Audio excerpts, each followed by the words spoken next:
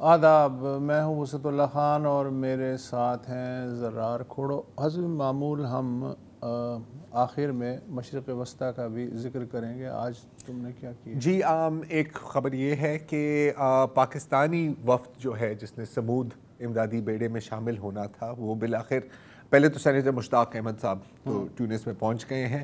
اب ان کے باقی جو لوگ جو اس میں شامل ہونے ہیں وہ بھی وہاں پر پہنچ گئے ہیں۔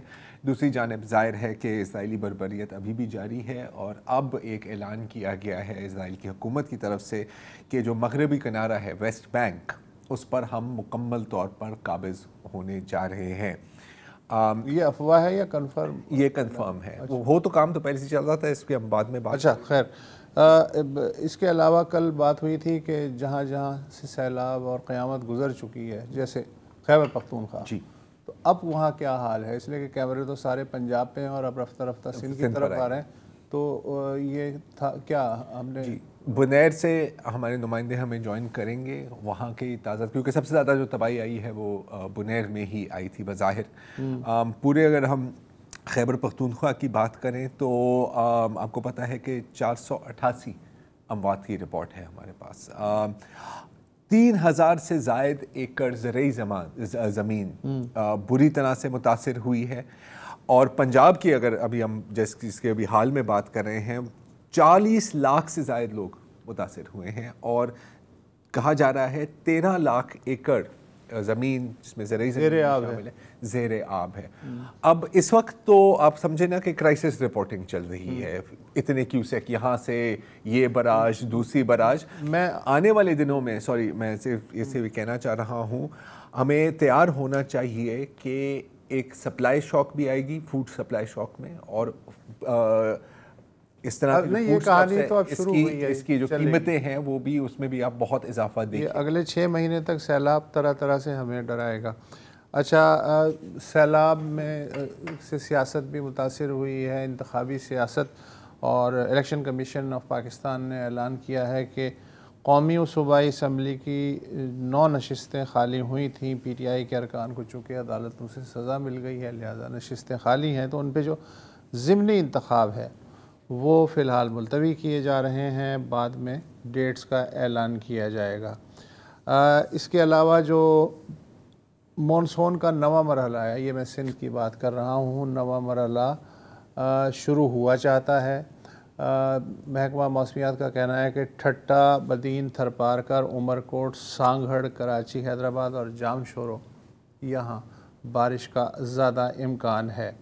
پنجاب کی اگر میں بات کروں تو پی ڈی ایم اے کے عہدیدار ہیں عرفان علی کاٹھیا، انہوں نے کہا ہے کہ بھائی جان اس قدر پانی ہے کہ راوی کا پانی سدنائی کے مقام پہ دریائے چناب میں شامل ہوتا ہے، لیکن دریائے چناب نے راوی سے معذرت کر لی ہے کیونکہ چناب میں اس وقت 8 لاکھ کیوسک پانی بہہ رہا ہے، لہٰذا راوی کا پانی جو ہے وہ واپس جا رہا ہے، اور اس سے الٹا اور جو دیہات ہیں جو آلریڈی زیر آب ہیں وہ مزید مصیبت میں آ گئے ہیں۔ یہ میں نے پہلی بار سنا ہے کہ دریا الٹا چلنے لگا ہے ملنے کی بجائے، تو اس سے آپ شدت کا اندازہ لگا سکتے ہیں۔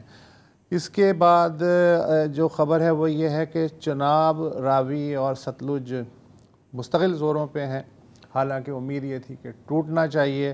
بھارت نے آج پھر ستلج میں اونچے درجے کے سیلاب کی ایک وارننگ، ایک الرٹ پاکستان کو دیا ہے۔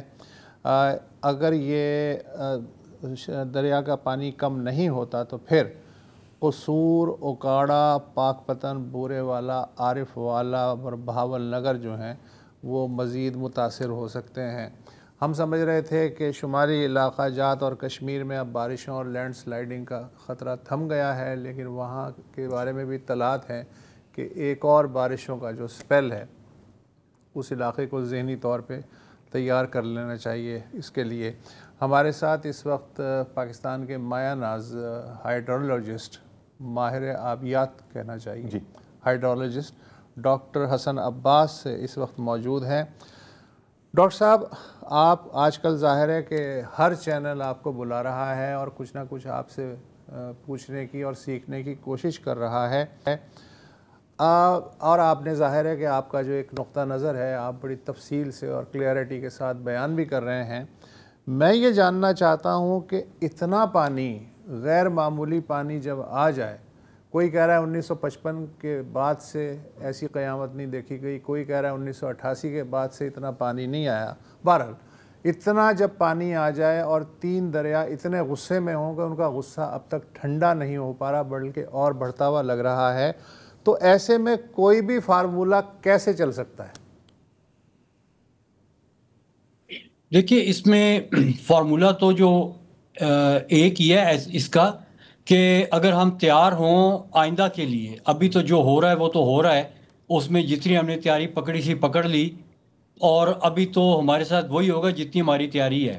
یعنی یہ اسی طرح سے ہے کہ اگر ایک ٹیم جو ہے وہ میچ کھیلنے کے لیے آتی ہے اور اس کی تیاری نہیں ہے تو پھر تو اس نے میچ ہارنا ہی ہارنا ہے. لیکن اگلی دفعہ اگر آپ بہتر تیاری کرتے ہیں تو پھر یہ دریا اور یہ سیلاب جو ہیں یہ آپ کو اتنا نقصان نہیں پہنچائیں گے جتنا اس وقت یہ پہنچا رہے ہیں، کیونکہ یہ تو ہم تو ایکسپیکٹ ہی نہیں کر رہے تھے نا. ہمیں اس چیز کی توقع ہی نہیں تھی کہ اتنا پانی بھی آ سکتا ہے اور آئے گا. اوپر سے وہ دریا جو بند ہو گئے، جو ہم نے سنتاس معاہدے میں ادھر دے دیے، وہ اس میں تو پانی آنا ہی بند ہو گیا ہوا تھا. اس میں صرف لنک کینالز کا پانی چلتا تھا اور کوئی تھوڑا بہت اور پانی آ جاتا تھا دائیں بائیں سے. تو ادھر کے جو اسپیشلی رہنے والے لوگ تھے وہ دریا کے بہت قریب آ گئے ہوئے تھے. ایک یہ بہت بڑی وجہ ہے پنجاب میں. اچھا، آپ نے ڈاکٹر صاحب آپ نے کہا اگلی بار کے لیے تیاری کر لیں. میرا خیال ہے کہ ہماری جو ٹرین ہے وہ شاید اب چھوٹ چکی ہے، اس لیے کہ اگلے سال بھی اگر اتنا زیادہ پانی آ گیا، اب ایک سال میں جہاں ہم نے 70 سال میں تیاری نہیں کی، وہاں اگر ایک سال کا جو ونڈو ہے اس میں ہم کیا کر لیں گے، تو اگلے سال بھی پانی اتنا ہی آتا ہے اور اس سے اگلے سال بھی، اور یہ ٹرین چل پڑتی ہے تو پھر کیا ہوگا؟ دیکھیے اس میں ہمیں کو تھوڑا سا فیز وائز چلنا پڑے گا. پہلی بات تو یہ کہ جو لوگ اس دفعہ سیلاب سے ہٹ ہوئے ہیں اور جس طریقے سے بھی انہوں نے سروائیو کیا ہے، اچھا کیا ہے یا برا کیا ہے، اگلے سیلاب کے ٹائم پہ ہر کسی کا، ہر متاثر ہونے والے کا کوئی نہ کوئی پرسنل ایکسپیرینس تو ضرور ہوگا کہ ایسے نہیں ایسے کر لیتے، ویسے نہیں ویسے کر لیتے. تو وہ کمیونٹی لیول کے اوپر کچھ نہ کچھ ریزیلینس نیکسٹ ٹائم ضرور دیکھی جائے گی، کیونکہ سب لوگ ایکسپیرینسڈ ہیں. اب کسی بزرگ سے سنیں جی 1955 میں سیلاب آیا تھا تو ہم نے کیا کیا تھا، تو وہ بزرگ بھی آپ کو کم ہی ملیں گے. لیکن اگلے سال اگر یہ سیلاب آتا ہے تو بچہ جو ہے اس کو پتا ہوگا کہ سیلاب کیا ہوتا ہے. تو تھوڑی بہت بیٹرڈ ہارڈنڈنیس ہمارے بیچ میں ڈیفینیٹلی ہوگی اگلے سیلاب سے پہلے. تو ایک تو وہ چیز ہے جس کو ہم کچھ بھی نہ کریں تو وہ ہمارے بیچ میں اس سیلاب نے کچھ نہ کچھ ہمیں سکھایا ہے. دوسرا یہ کہ اگر ہم تھوڑا سیریس ہو کے اس چیز پہ تیاری شروع کریں کہ بھئی اور کچھ نہیں تو صرف زوننگ کر لیں ہم، اور زون کے بیچ میں لوگوں کو پتا ہو کہ کون ہائی ہیزرڈ زون میں ہے، کون میڈیم ہیزرڈ زون میں ہے اور کون لو ہیزرڈ زون میں ہے. اور پھر اس ہیزرڈ زون کے حساب سے ہماری کچھ نہ کچھ پلاننگ جو ہے وہ اگر آن گراؤنڈ نہیں بھی ہوتی تو اس کی ڈسیمینیشن کمیونٹیز کو پتہ چل جائے. کمیونٹیز کو اور کچھ بھی نہیں آپ کر سکتے تو انسٹرکشنز تو پاس کر دیں. ابھی یہ mobile network, WhatsApp, یہ وہ اتنا کچھ ہے، لوگوں کو اتنا پتہ ہو کہ یار سیلاب سے پہلے اور کچھ نہیں کرنا تو کچھ تھوڑا راشن اکٹھا کر کے رکھ لینا گھروں میں، اپنے جو قیمتی سامان ہے اس کو اوپر والی منزل پہ شفٹ کر دینا ہے، یا جدھر آپ کے گھر بنے ہوئے ہیں اس کے بیچ میں اگر آپ کے پاس کوئی اور ٹھکانہ ہے اپنی مہنگی چیزیں رکھنے کا، آپ نے وہاں پہ پہنچا دینا ہے. تو اس قسم کے اقدامات تو کمیونٹی لیول کے اوپر اور اویئرنیس لیول کے ساتھ ساتھ ہو سکتے ہیں. اور آج کل دیکھیں ہر کوئی واٹس ایپ دیکھتا ہے، ہر کوئی سوشل میڈیا کے اوپر ہے. تو جس طرح سے ایک کمپین چلتی ہے سوشل میڈیاز کے اوپر جو احتیاطی تدابیر کی کمپین ہے کہ اگر آپ کے گھر میں سیلاب آ گیا تو آپ نے کیا کرنا ہے، اگر آپ کے گھر میں بیسمنٹ ہے تو بیسمنٹ میں آپ نے رات نہیں گزارنی. اچھا، یہ تو آپ نے انڈیویجول سطح پہ آپ نے بتایا ڈوز اور ڈونٹس جو ہیں، لیکن ریاستی سطح پہ بھی کچھ سجیسٹ کریں گے؟ اس لیے کہ ہمارے پاس ونڈو فرض کر کے چلیں گے صرف 10 مہینے کی ہے اگلے سیلاب کے لیے. جی دیکھیے اس 10 مہینے میں پھر ہماری ڈٹرمینیشن ہے کہ ہم کیا کیا کرنا چاہتے ہیں اور ہم کتنے اپنے ریسورسز اس طرف کمٹ کرتے ہیں. یہ جو زوننگ والا کام ہے نا، یہ تو 10 مہینے میں ہو جاتا ہے. اس کے اوپر جو آپ نے فلڈ انسٹرکشنز دینی ہے لوگوں کو، کمیونٹیز کو، وہ ڈرافٹس بھی بن جاتے ہیں. اور جب زوننگ ہو رہی ہے تو ضروری نہیں کہ جب زوننگ ہو جائے گی تو پھر آپ نے انسٹرکشنز لکھنی ہے. زوننگ کی انسٹرکشنز آپ نے سائملٹینیسلی لکھنی ہے. تو بائی دا ٹائم زوننگ ہوتی ہے انسٹرکشنز بھی آپ کی تیار ہو جاتی ہیں. اور کمیونٹی لیول کے اوپر میں پھر اس چیز پہ دوبارہ زور دے رہا ہوں کہ جب تک کمیونٹی کے پاس یہ انفارمیشن نہیں ہوگی تو جتنا مرضی این ڈی ایم اے کے چیئرمین کو پتا ہو کہ کیا کرنا ہے, جب تک کمیونٹی تک وہ انفارمیشن نہیں ہوگی اس وقت تک اس انفارمیشن کا اور اس سارے انالیسس کا کوئی فائدہ نہیں ہے. تو میپس بنائیں, ڈسٹریبیوٹ کریں, گوگل کے اوپر اپنے امیجز لگائیں, اس کو ڈسٹریبیوٹ کریں, لنکس بنائیں, آئی ٹی کے تھرو آپ کریں, آرٹیفیشل انٹیلیجنس کا یوز کریں اس انفارمیشن کی سائنٹیفک بیسس پہ اس کو ڈسیمینیٹ کرنے کی. تو dissemination down to community level, یہ ہے وہ کام جو آپ کر سکتے ہیں اگلے سلیب کے آن سیٹ سے پہلے. تو یہ کرنا بہت ضروری ہے. یہاں بالکل میں میرے خیال میں ڈاکٹر صاحب 100% ایگری کروں گا. دیکھیں پچھلے الیکشنز میں ہم نے دیکھا ہے کہ پوری جبھی بھی وہ انتخابی نشان بدل جاتے تھے, ساری واٹس ایپ پہ جاتا تھا, سب کو پتا ہوتا تھا. اچھا اگر ایک بندے کے پاس بھی واٹس ایپ ہے گاؤں میں, وہ 50 بندوں کو آگے بتائے گا, اور یہ ایک مطلب بہت ایک آسان اور لو کاسٹ اور فائدے مند طریقہ ہے جو ڈاکٹر صاحب سجیسٹ کر رہے ہیں. دوسری بات ہے کہ ہمارے پاس ڈیٹا موجود ہے, ڈیٹا ہماری آنکھوں کے سامنے ہے. ہاں ڈیٹا بہ رہا ہے, ہمارے پاس سیٹلائٹ امیجری ہے. اور ڈاکٹر صاحب اب ظاہر ہے آپ کا بہت ایکسپیرینس ہے, میں آپ سے ایک چیز سجیشن لینا چاہ رہا ہوں کہ اگر بندہ جائے فار ایگزامپل ایسٹ ایشیا, میں یہاں پہ تھائی لینڈ کی بات کر رہا ہوں. اچھا تھائی لینڈ پہ آپ کو یاد ہے کہ جب سونامی آئی تھی, میرے خیال 2001 کی بات ہے شاید, مجھے ایگزیکٹ سال یاد نہیں ہے.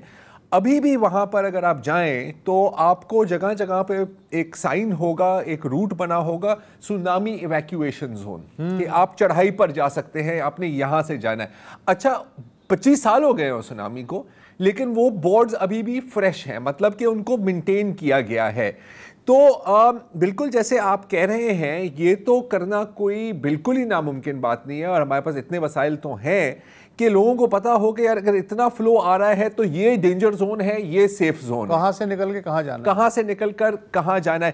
تو ڈاکٹر صاحب اب اگین ساری بات ہوتی ہے کہ ہم ہمیشہ یہی بات کر رہے ہوتے ہیں کہ یہ کرنا چاہیے. یقیناً آپ کی بات ہو رہی ہوگی اس وقت بھی حکومتی اہلکاروں سے, بے شک وہ این ڈی ایم اے ہو یا جو بھی ہو, کیا, اور اس وقت مانا کہ وہ حالت جنگ میں ہیں, لیکن کیا آپ کا خیال ہے کہ اتنے بڑے ثانیے کے بعد کچھ تھوڑی سی سوچ آئے گی کہ یار ان چیزوں پہ بھی کام کرنا چاہیے؟ جی ڈیفینیٹلی آئے گی بھی, اور آ بھی رہی ہے. ہم لوگوں سے مل رہے ہیں, اور یہ اویئرنیس جو ہے وہ حکومتی سطح سے لے کے تو ایڈمنسٹریٹو لیول تک اور ڈاؤن ٹو کمیونٹی لیول یہ ہے. اس کو ہم ڈینائی نہیں کرتے کہ لوگوں کو پتہ ہی نہیں, وہ لوگ ابھی بھی مستی میں بیٹھے ہوئے ہیں, ایسی کوئی بات نہیں ہے. People are working. اس میں بیسیکلی دیکھیے جو ہم نے یہ جو این ڈی ایم اے بنایا, اس نے بہت کام کیا ہے. ریلیف ریسکیو ایفرٹس جو ہیں وہ ان لوگوں کی اور کمیونٹی کی اور باقی ملٹری کی اور پیراملٹری فورسز کی, دے آر کمینڈیبل. وہ انہوں نے بہت زبردست کام کیا ہے. لیکن جس وقت آپ تھوڑا ٹھنڈے دل سے سوچتے ہیں ان چیزوں کو, تو آپ نے فلڈ کی ڈفرنٹ لائنز آف ڈیفنس بنانی ہوتی ہیں. اور first line of defence is community education. Second line of defence is, میں موٹا بول رہا ہوں کہ سیکنڈ لائن آف ڈیفنس کو بھی جو آپ کا زوننگ کا پلان ہے, پھر اس زوننگ کی انسٹرکشنز ہیں, وہ second third line of defence ہے. اور کرتے کرتے جو آپ کی لاسٹ لائن آف ڈیفنس ہوتی ہے وہ ریلیف اینڈ ریسکیو کی ہوتی ہے. ہم نے لاسٹ لائن آف ڈیفنس پہ بہت کام کیا ہے. 2005 کے زلزلے کے بعد سے یہ ہم نے کام شروع کیا. 2010 کے فلڈز میں بھی وہ ہم نے اس لائن کے اوپر بہت کام کیا. وہ بہت ڈیولپ ہوئی, بہت آرگنائزڈ ہیں. ان کے ریلیف رسپانس کی جو ہے وہ کافی مطلب ہے کہ اسٹیٹنڈ اپ ڈرلز ہیں ابھی. لیکن this is the last line of defence. تو ہم نے لاسٹ لائن آف ڈیفنس پہ سب سے پہلے کام کیا ہے. ہم نے جو اس سے پہلے والی لائنز آف ڈیفنس ہیں اس کے اوپر بھی اتنا کام نہیں کیا. اس لیے اب ہمیں چاہیے کہ ہم ان دوسری لائنز آف ڈیفنس پہ کام بھی کریں, کیونکہ اگر کم لوگ امپیکٹ ہوں گے تو ریلیف اینڈ ریسکیو کی جو لوڈ ہے ان لوگوں کے اوپر وہ کم ہوگا, اور ہم زیادہ لائفز کو سیو کر سکتے ہیں بائی ارلی وارننگ اور باقی چیزوں سے. اور پھر بھی جو ہٹ ہو جاتا ہے اس کے اوپر ہمارے ریسورسز اتنے ہوں گے کہ ہم زیادہ سے زیادہ لوگوں کو بچا سکیں. کیونکہ ابھی تو یہ مسئلہ ہے کہ لوگ زیادہ ہیں اور ریسکیو کا عملہ کم ہے. تو وہ چیزیں جو ہے نا وہ بہتر میں دیکھتا ہوں کہ وہ اگلی دفعہ ہو سکتی ہیں بآسانی. ہاں، اور شاید اس اتنے بڑے ثانیے کے بعد ہو بھی جائے. میں ایک اور سوال ہے آپ سے ڈاکٹر صاحب، اور یہ کئی لوگوں سے یہ سوال کیا ہے کہ پاکستان میں ہمارا ایک المیہ یہ ہے، ایک ٹریجڈی ہے اگر آپ کہنا چاہیں، کہ کئی سالوں تک تو ہم پانی کو ترس رہے ہوتے ہیں.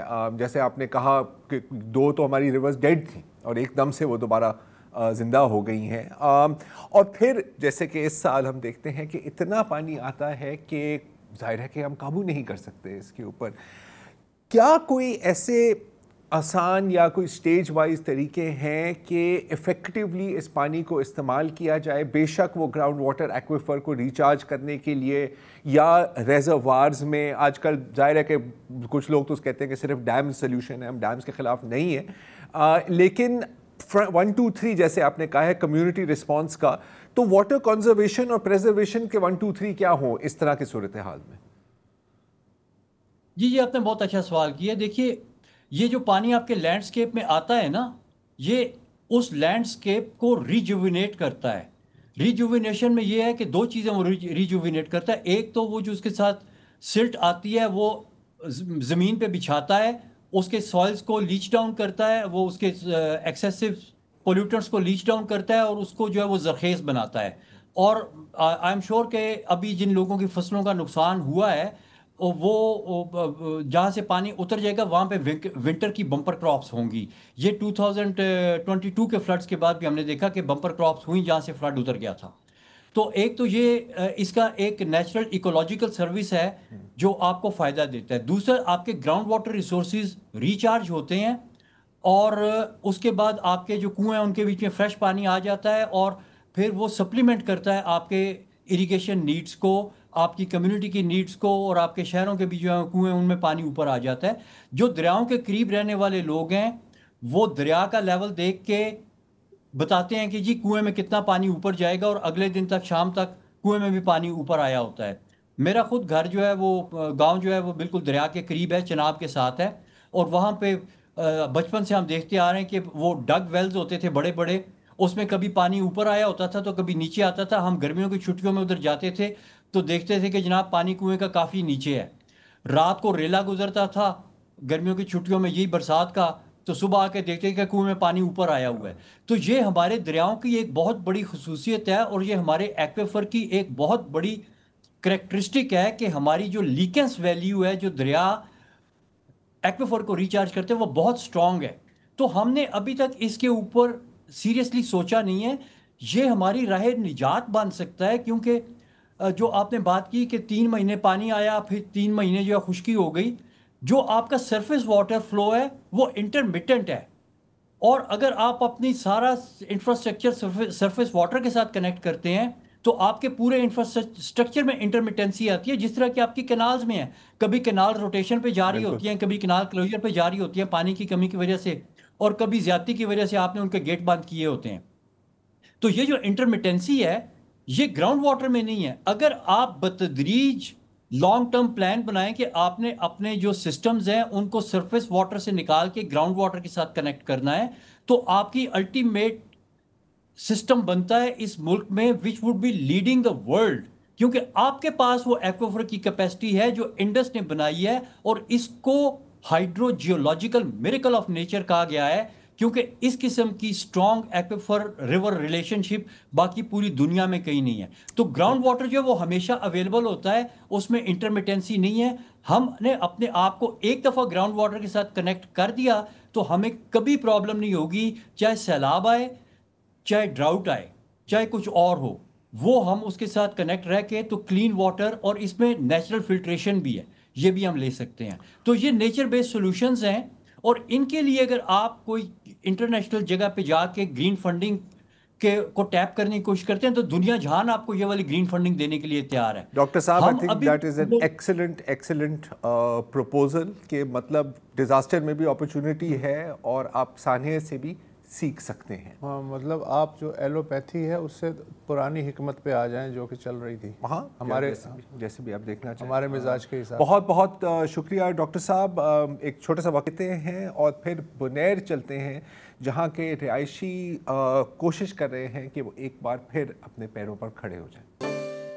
Welcome back. اب ظاہر ہے کہ میڈیا کی کوریج بھی سیلابی ریلے کے ساتھ ساتھ ہی چل رہی ہے. پہلے جب خیبر گلگت بلتستان، آزاد جموں کشمیر اور خیبر پختونخوا میں طوفانی بارش آئی اور اس کے باعث فلیش فلڈز آئے تو ہماری توجہ وہاں تھی. اس وقت ہماری توجہ پنجاب میں ہے اور پھر اس کے بعد ظاہر ہے کہ اگلے مرحلے میں سندھ آئے گا.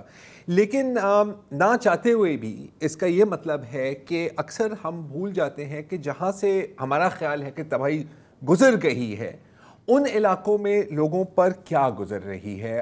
یہاں پر میں بات کر رہا ہوں خیبر پختونخوا کی اور بالخصوص بنیر کی. ابھی تھوڑی دیر پہلے ہم آپ کو بتا رہے تھے کہ کل خیبر پختونخوا میں 488 سے زائد اموات ہوئی ہیں اور 3000 سے زائد زرعی زمین بری طرح سے متاثر ہوئی ہے. جی ایکڑ زرعی زمین بری طرح سے متاثر ہوئی ہے. لیکن اگر ہم صرف بنیر کی بات کریں تو 1100 ایکڑ سے زائد ان کو نقصان صرف وہاں پر پہنچا. اس کے بعد سوات، پھر شانگلہ اور پھر سوابی. جی بعض لوگ جو ہیں وہ کہہ رہے ہوں گے کہ یار صرف 1200 ایکڑ ہیں، یہ کیا ہوتے ہیں. پہاڑی علاقہ ہے وہاں، اگر پنجاب میں 1 مربع ہے اس کے برابر 1 ایکڑ کی ویلیو خیبر پختونخوا میں ہے. چھوٹا صوبہ ہے، زمین کم ہے اور ٹوپوگرافی جو ہے پہاڑی نوعیت کی ہے، تو وہاں 1200 ایکڑ زمین کسی ایک تحصیل میں برباد ہو جانا یہ بہت بڑی بات ہوتی ہے. بے شک، thank you for pointing that out. اور دوسرا، جیسے آپ تھوڑی دیر پہلے بھی بتا رہے تھے، اور بھی طوفانی بارش کا امکان ہے تو ابھی عذاب ٹلا نہیں ہے. آج ہمارے نمائندے عارف حیات صاحب نے وہ ہمیں جوائن بھی کر رہے ہیں. بنیر شہر میں کئی لوگوں سے ان کی بات ہوئی. یہ کاروباری لوگ ہیں، یہ کاشتکار نہیں ہیں، اور وہاں پر ان پر کیا گزر رہی ہے آپ خود سنیے. یہ جو حکومت کی طرف سے یہ چیک ملنا تھا، یا ابھی کسی کو ملا ہے کسی کو نہیں ملا. تو ایک بار ہم نے دکان بنا لیا اپنے خرچے پہ، وہ پیسے ابھی تک ملے بھی نہیں حکومت کی طرف سے. جو الخدمت والے ہیں یا ایسے اور کوئی ادارے ہیں وہ پوری طور پر ہماری مدد کرتے ہیں، کھانے پینے کی چیزیں بھی دیتا ہے، نقد بھی دیا ہے. صحیح ہے. اس پہ ہم نے ایک کاروبار دوبارہ بنایا تو پچھلے دن جو دوبارہ سیلاب آیا وہ سب کچھ پھر تباہ و برباد ہو گئے.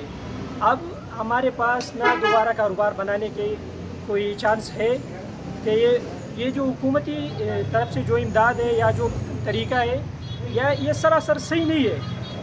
کیونکہ یہ الخدمت جیسے ادارہ جو ہے نا جس طرح کام کرتی ہے اسی طور پر ہم کو دے دے کہ ہم اپنا کاروبار بحال کریں. میرے ساتھ 12 مزدور ہیں، وہ بیکار ہے اس طرح بیٹھے ہیں تو وہ کیا کہیں گے؟ میں اس کو کدھر سے دیہڑی دوں گا؟ یہ میرا روزگار ہے، یہ بھی میرا دکان ہے، وہ سامنے والا بھی میرا دکان ہے. یہ پیچھے آپ کو کارخانے نظر آ رہے ہیں، یہ میرے 3 کارخانے ہیں بیکری کے. تو جو مزدور ہیں میرے ساتھ وہ ایسے ہی بیٹھے ہیں. اس کو تو میں تنہا نہیں دے سکتا نا، جب میں کاروبار بناؤں گا تب اس کو تنہا دوں گا. تو یہ برائے مہربانی اگر آپ کچھ خدمت کرنا چاہتے ہیں ہمارا یا کوئی مالی مدد کرنا چاہتے ہیں تو پوری طور پر کریں کہ ہم اپنا کاروبار بحال کریں.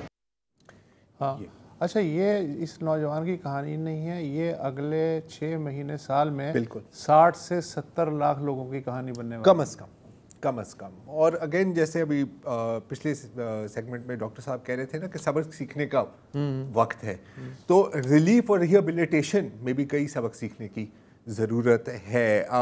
ایک وقفہ لیتے ہیں اور وقفے کے بعد عارف حیات ہمیں بنیر سے جوائن کریں گے اور بتائیں گے کہ وہاں کے باقی لوگوں پر کیا گزر رہی ہے اور ان کی کیا اس وقت ضروریات ہیں. Welcome back. جہاں سے سیلاب گزر رہا ہے وہ تو گزر ہی رہا ہے، ہم بھی آپ کے ساتھ اس سے گزر رہے ہیں. لیکن جہاں گزر چکا ہے، لینڈ سلائڈنگ کا معاملہ، شدید بارشیں، فلیش فلڈنگ، اب بھی وہاں خطرہ ہے. لیکن یہ ہے کہ بہرحال اللہ کرے کہ پہلے جیسا حال نہ ہو. خیبر پختونخوا پوری طرح متاثر ہوا، لیکن اس میں مالاکنڈ ڈویژن سب سے زیادہ متاثر بتایا جاتا ہے. مالاکنڈ ڈویژن میں بھی سوات زیادہ متاثر ہے، اور سوات میں بھی بنیر وہ علاقہ ہے جہاں اچھی خاصی تباہی دیکھنے کو ملی ان فیکٹرز کی وجہ سے. ہمارے ساتھی عارف حیات وہاں موجود ہیں. عارف حیات صاحب، خطرہ لگتا ہے ٹل گیا، نہیں بھی ٹلا تو شاید اتنی شدت والا اب نہیں رہا اس علاقے میں، لیکن اپنے پیچھے جو تباہی چھوڑ گیا ہے تو اصل کہانی میرے خیال میں اب شروع ہوتی ہے. اس علاقے کا جو دار و مدار ہے بنیادی طور پہ وہ ٹورزم پہ ہے یا زراعت پہ ہے، اور وہ بھی باغات کی زراعت. شارٹ ٹرم اثرات تو ظاہر ہے سیلاب چھوڑ کے جاتا ہے، پورے پاکستان میں چھوڑ کے جائے گا پہلے کی طرح. کوئی لانگ ٹرم اثرات بھی ہیں جو آپ کے خطے پہ پڑ سکتے ہیں اور ان سے نمٹنا صرف عام آدمی کا کام نہیں ہے؟ جو لانگ ٹرم نقصانات ہیں تو اس میں خیبر پختونخوا کو تو ایک بار تو یہاں کے سیلابی صورتحال سے نقصان تو پہنچا، لیکن پنجاب کے جو سیلاب ہیں تو وہ بھی خیبر پختونخوا کو نقصان پہنچائیں گے. جو 3000 ایکڑ سے زائد رقبہ جو ہے وہ زمین جس پر کاشت ہوتی ہے کہ اس کو نقصان پہنچا ہے، تو اس میں سے زیادہ تر زمین جو ہے تو وہ سوات میں ہے. یہ موسم ہے سوات میں اب ٹماٹر، مرچ اور جو دیگر فصلیں ہیں، اس طرح جو پھلوں کے باغات ہیں ان کو نقصان پہنچا ہے. اب وہاں پر اریگیشن کا جو نظام ہے وہ خراب ہو گیا ہے، تو اگر جو فصل موجود ہے ان کے لیے اب پانی وہاں پر پہنچانا مشکل ہوگا. تو اس کے اثرات تو 4-5 مہینے بعد یہاں پر آئیں گے سبزیوں اور پھلوں کی شکل میں. پنجاب میں جو نقصان پہنچا ہے تو زیادہ تر سبزی ہم پنجاب سے صوبے میں لے کے آتے ہیں، وہ بھی اس میں بھی کمی آئے گی. تو نقصانات اس میں بہت زیادہ ہوئی ہیں. سوات کے اراضی جو زمین ہے وہاں پر اس کو بھی زیادہ نقصان پہنچا ہوا ہے. شانگلہ اگر کم کہیں یا سوات کے جو علاقے ہو گئے ہیں، اور سوات کے علاقے شانگلہ اور بنیر ایسے علاقوں کو ہٹ کیا ہوا ہے سیلاب نے کہ اس میں جو سارے پہاڑی علاقے ہیں جو ہموار جگہیں تھیں ان کو سیلاب نے نقصان پہنچایا. تو وہاں پر تھوڑی بہت کھیتی باڑی بھی ہو رہی تھی، لوگ بھی رہ رہے تھے. اب بنیر میں جو فصلیں ہوتی ہیں تو گوکن کا جو درہ ہے وہاں پر نقصان پہنچا ہے، تو وہاں پر پیاز کی فصل ہوتی ہے، اس کے جتنے بھی کھیت ہیں ان کو شدید نقصان پہنچے، بلکہ وہ ختم ہو چکے ہیں فصل، سوات سے بھی، شانگلے سے بھی اور بنیر سے بھی. اب بنیر کا صورتحال ہے کہ یہ جن علاقوں کو سیلابی جن علاقوں سے سیلابی ریلا گزر چکا ہے تو وہ مین وہی علاقے تھے جہاں پر مذہبی ٹورزم کافی زیادہ ہوتی تھی. میں کچھ نام آپ کو بتاتا ہوں. پیر بابا کے بازار کو سیلاب نے بالکل ہٹ کیا ہوا ہے، نقصان پہنچائے ہوئے. تقریباً 400 دکانیں 500 دکانیں وہاں پر ہیں، اور وہ پورا جو بازار ہے وہ اسی مذہبی ٹورزم پہ چلتا ہے، پورا علاقہ وہاں پر. اس کے علاوہ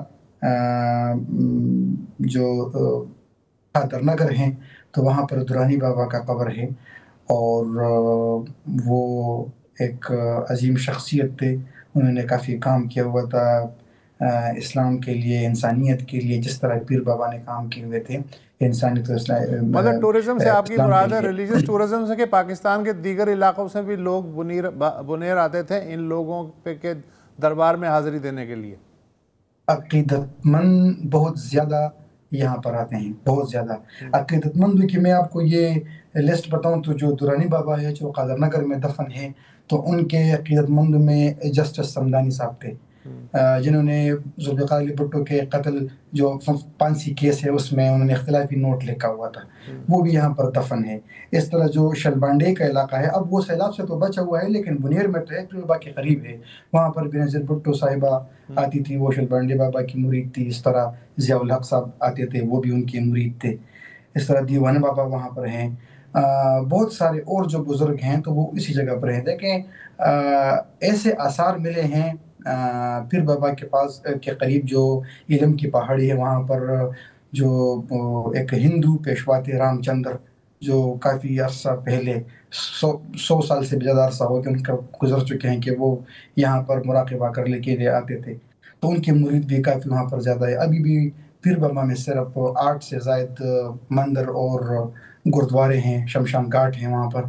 تو ہندو، سکھ اور مسلمان وہاں پر اکٹھے رہ رہے تھے. یہ کافی پرانی ہسٹری ہے بنیر کی، اور اس طرح کے جو مزارات وہاں پر ہے، لوگ ان عقیدت مند وہاں پر آتے ہیں. دیکھیں پیر بابا کے مزار پر وہ لوگ بیٹھتے تھے. میں وہاں پر ایک شخص سے ملا تھا جس کا تعلق اوکاڑا سے تھا، اور وہ گزان کا جو مرض ہے اس میں مبتلا تھا بہت پہلے، تو والدین ان کو وہاں پر ان مزارات وغیرہ کو بھی نقصان پہنچا ہے، ان درگاہوں کو بھی نقصان پہنچا ہے. ان درگاہوں کو نقصان پہنچا ہے، اور ان درگاہوں کو اب اور بھی دیکھیں قادر نگر کا جو علاقہ ہے تو وہ تو آباد ہی درانی بابا کے اس مزار پہ ہیں، اور اس سے اوپر پر لوگ بھی وہاں پر رہتے ہیں. جو گاؤں اس کا ہے وہ تو مکمل ملیامیٹ ہو چکا ہے. نیچے جو ان کے مزار ہے تو ان کو بھی کافی نقصان پہنچا ہے. اور میں ایک بات بتاؤں، بڑے ایلیٹ لوگ جو ہیں وہ قادر نگر والے درانی بابا کے مرید ہیں. ایلیٹ سے مطلب بڑے بیوروکریٹ، جرنیل صاحب، جج صاحبان وہاں پر آتے بھی ہیں. آپ اور ہمارے جیسے عام لوگ وہاں پر رہے تو 3-4 بار ہم سے تلاش نہیں مطلب پوچھ گچھ ہوتی ہے کہ آپ کیوں وہاں پر گئے ہوئے. میں خود دوستوں کے ساتھ اسی علاقے میں گزشتہ سال ہائیک جو کیمپنگ تھی ہم نے وہاں پر کی ہوئی تھی، ٹور کے لیے گئے ہوئے تھے. تو اس طرح ہم سے بھی لوگ تو اس کا مطلب یہ ہے کہ جو ریلیجس ٹورزم ہے اس کی آمدنی سے کچھ عرصے تک یہ علاقہ محروم رہے گا، زراعت پہ زیادہ عرصہ تک محروم رہے گا، کیونکہ لوگ اب سیٹل نہیں ہیں. جن لوگوں کے گھروں میں سامان تھا وہ سامان مکمل ختم ہے. مارکیٹ جو پیر بابا کا بازار تھا وہ مکمل طور پر تباہ ہو چکا ہے، ان کے سامان مکمل ختم ہو چکے ہیں. ان کو دوبارہ کاروبار بنانے میں کم سے کم 1 سے 1.5 سال 2 سال تک لگ سکتے ہیں. اور دعا کرنی چاہیے کہ اگلے سال سیلاب نہ آئے. بالکل، تب یہ ممکن ہو سکے گا. اس میں ایک ضروری بات ایڈ کرنی ضروری ہے کہ جو بشونے کا علاقہ ہے، قادر نگر کا علاقہ ہے، تو جو ریسکیو کی ہماری سروسز ہیں یہ صرف اس لیے نہیں ہوتی کہ ہم بڑے بڑے اسکیویٹر اور بڑی بڑی گاڑیاں وہاں پر لے کے جائیں. حکومت کو اب چاہیے کہ پانی نے جہاں پر ابھی اپنا راستہ بنائے ہوئے ہیں تو دوبارہ وہاں پر آبادی نہ ہو، اور ان علاقوں میں لوکل جو ریسکیو کے اسٹاف ہیں وہ بھرتی کرنے چاہیے، کیونکہ پہلے سے ان لوگوں کو آگاہی ہو. جی بالکل، وہاں پر لوگوں کو بالکل آگاہی کرنا تو بہت کچھ چاہیے لیکن نہیں ہوتا ہے. تھینک یو سو مچ. بالکل، ڈاکٹر صاحب بھی تقریباً یہی کر رہے تھے کہ کمیونٹی لیول پر جب تک اب مضبوط نہیں ہے تو یہ آفت بار بار بھی آ سکتی ہے. ہاں، کمیونٹی مضبوط ہو جائے تو اس میں خطرے بھی بہت ہیں. چلیں وقفہ لے لیں. Welcome back. سمود امدادی بیڑا اس وقت غزہ کے لیے روانہ ہے، اور ہمارے لیے خوشخبری یہ ہے کہ پاکستانی وفد کی جو دیگر ممبران تھے وہ بالآخر ٹونیزیا پہنچ گئے ہیں. آپ کو پتہ ہے کہ پاکستانی وفد کی جو صدارت ہے وہ جماعت اسلامی کے سابق سینیٹر مشتاق احمد صاحب کر رہے ہیں، اور اب 7 سپٹمبر کو امید ہے کہ وہ اس بیڑے میں شامل ہو جائیں گے. اور بھی ان کے ساتھ ظاہر ہے کشتیاں جا رہی ہیں. جہاں تک اسرائیل کا سوال ہے تو اسرائیل نہ صرف دھمکیاں دے رہا ہے بلکہ سمود فلوٹیلا کی ایریل سرویلنس بھی کر رہا ہے ڈرونز کے ذریعے. یہ اسرائیل نے یہ بھی کہا ہے کہ اس بار جتنے لوگوں کو ہم گرفتار کریں گے ان کو ہم اتنی آسانی سے رہا نہیں کریں گے، بلکہ ہم ان کو انہی جیلوں میں رکھیں گے جہاں پر ہم باقی فلسطینی قیدیوں کو رکھتے ہیں. جہاں آپ کو پتہ ہے کہ ان جیلوں کا کیا حال ہے، وہاں پر لوگوں کو شدید ترین تشدد کا سامنا کرنا پڑتا ہے، اور وہاں پر حالات کچھ یوں ہیں کہ وہاں پر تیزی سے وہاں پر بیماریاں پھیل رہی ہیں، سکیبیز فار انسٹنس، اور یہ جان بوجھ کر پھیلائی جا رہی ہیں. لوگوں کو ساتھ رکھا ہوتا ہے اور ان کو کوئی طبی امداد ظاہر ہے نہیں دی جا رہی ہوتی. جہاں تک غزہ کا سوال ہے، ظاہر قتل عام جاری ہے. روزانہ 100 یا 100 سے زائد فلسطینیوں کو شہید کیا جاتا ہے، نہ صرف بمباری سے، لیکن وہاں پر اب ایسی بیماریاں اور ایسی وائرسز اور ایسی بیکٹیریا پھیل رہی ہے کہ وہاں کے مقامی ڈاکٹر کہتے ہیں کہ ہم نے کبھی اس طرح کی بیماریاں پہلے نہیں دیکھی. ظاہر ہے یہ زیادہ تر جو لوگ خیموں میں ہیں یا جو سڑکوں پر ہیں ان میں یہ پائی جاتی ہے. وہاں پہ پوری جو نظام صحت ہے اس کو ملیا میٹ کر دیا گیا ہے. روڈوں پر کچرا اور سوریج ہے، تو یہ بھی ایک طرح سے نسل کشی کا حصہ ہے. دوسری جانب اگر ہم انٹرنیشنل سٹیج کی بات کریں تو 22 سپٹمبر کو ایک بہت بڑی کانفرنس ہونی ہے 2 ریاستی حل پر نیو یارک سٹی میں. ابھی حال میں ہی فرانس کے صدر ایمینوئل میکرون نے کہا ہے کہ سعودی عرب MBS کے ساتھ وہ اس کی صدارت کریں گے، اور امید ہے یا کم از کم اندیشہ یہ ہے کہ ایک فلسطینی ریاست کو تسلیم کیا جائے گا. بیلجیم، اسپین اور کچھ اور یورپی ممالک نے بھی اپنی حامی ڈالی ہے اور کہا ہے کہ ہم بھی فلسطینی ریاست کو تسلیم کریں گے. اس کے جواب میں اسرائیل کا کہنا ہے کہ اگر آپ نے ایسا کچھ کیا تو ہم مکمل طور پر ویسٹ بینک یعنی مغربی کنارے پر قابض ہو جائیں گے. بزازل سموٹرک جو ہیں وہاں کے ڈیفنس منسٹر، انہوں نے ایک باقاعدہ نقشہ بھی سامنے دیا ہے، یہ آپ دیکھ سکتے ہیں ویسٹ بینک کو، اور یہ جو آپ دیکھ رہے ہیں نا، یہ جو پیلی پیلے بستیاں ہیں، یہ وہ علاقے ہیں جہاں پر فلسطینیوں کو محدود کیا جائے گا. یعنی کہ جس طرح وسط آپ کو یاد ہوگا ساؤتھ افریقہ میں بنتستان بنے تھے. اچھا، اب ان کا کہنا ہے کہ یہ ہم صرف اس وقت کریں گے اگر آپ نے فلسطینی ریاست کو تسلیم کیا، لیکن یہ ایک جھوٹ ہے، کیونکہ کام تو کئی سالوں سے جاری ہے اور اب بہت تیزی سے جاری ہے. ویسٹ بینک کے کئی گاؤں میں فلسطینیوں کے جو زیتون کے درخت ہیں ان کو اجاڑا گیا ہے، ان کو تباہ کیا گیا ہے یہاں پر، اور اسرائیلی آرمی یہ کام کر رہی ہے، صرف سیٹلرز یہ کام نہیں کر رہے. 10,000 سے زائد زیتون کے درختوں کو وہاں پر اجاڑ دیا گیا. آپ کو پتہ ہے کہ کئی تو صدیوں پرانے ہوتے ہیں. ہزاروں سال. یہاں پر میں آپ کو ایک اور مزیدار بات بتاؤں کہ 66% جو یہودی اسرائیلی ہیں ان کو شدید الرجی ہے زیتون کے درختوں سے. وہ یورپ سے یہ وہی لوگ ہیں جو کہتے ہیں کہ سر ہم تو ہزاروں سالوں سے یہاں پر قائم ہیں، لیکن آخرکار زمین کو کسی نے یہ بات نہیں بتائی. اچھا، آن دی ادر ہینڈ صرف 16% جو اسرائیلی عربز ہیں یا جو عربز اسرائیل میں رہتے ہیں ان کو اس قسم کی الرجیز ہیں. اچھا، پہلے بلڈوزر آتے ہیں اور اس کے بعد جو یہودی انتہا پسند سیٹلرز ہیں وہ داخل ہوتے ہیں زمین پر قابض ہونے کے لیے، اور ان کا کیا رویہ ہوتا ہے مقامی فلسطینیوں کے ساتھ، اس کی ایک جھلکی آپ خود دیکھ لیں.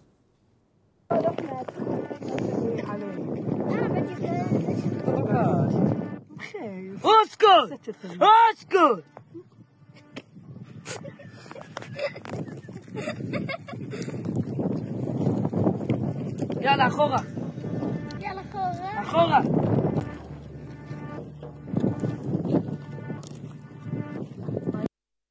یہ جو بچے ہیں ان کے بڑے بڑے بال ہیں، ان کو ہل ٹاپ یوتھ کہا جاتا ہے، اور اسرائیل جیسے انتہا پسند معاشرے میں ان کو ٹاپ لیول کا انتہا پسند سمجھا جاتا ہے. اور ہم کیا عمر ان کی دیکھیں، اتنے 12 13 14 سال کے ہوں گے، اور آپ سوچ سکتے ہیں کہ پیدا ہونے کے ساتھ ساتھ ان کے رگوں میں نفرت کا انجیکشن کا ٹیکہ ڈالا جاتا ہے. دوسری جانب آپ فلسطینی خواتین کو دیکھیں کہ ان کے سامنے کیسے کھڑی ہیں، اور وہ اپنے ہاتھ بھی ہلا رہی ہیں کیونکہ یقیناً کافی بدبو بھی آ رہی ہوگی ان کے منہ سے. اچھا، یہ صرف ظاہر ہے کہ ویسٹ بینک کے گاؤں میں یہ سلسلہ نہیں چل رہا. ہبرون جو پرانا شہر ہے ہبرون کا، وہاں پر یہ سلسلہ چل رہا ہے. ایک اور فلسطینی گھر پر قبضہ ہو کر آپ دیکھ سکتے ہیں کہ کتنی خوشی کے ساتھ یہ اسرائیلی اس گھر پر قابض ہو رہے ہیں. یہ فلسطین کے گھر گھر کی کہانی ہے. انفیکٹ مجھے یاد ہے کہ بروکلن سے ایک صاحب گئے تھے اسرائیلی، بڑے فیمس ہیں، اور ایک فلسطینیوں کے گھر پر قابض ہوئے تھے. اور جب وہ اس نے کہا کہ تم میرے گھر میں کیسے آ گئے ہو، میرے گھر کو تم نے چوری کیا، اس نے کہا کہ میں نہیں چوری کرتا تو کوئی اور چوری کر لیتا. If I don't steal it, somebody else is going to steal it. جو میرا خیال ہے کہ اسرائیل کا نیشنل سلوگن ہونا چاہیے.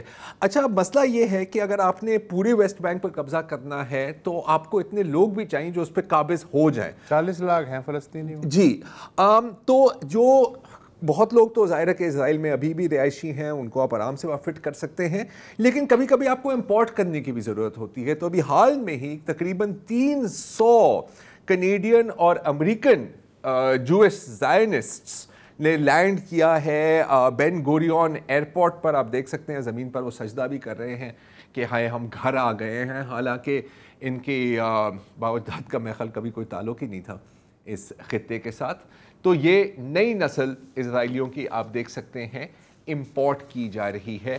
اس پروسیس کو اسرائیل میں عالیہ کہا جاتا ہے، مائیگریشن.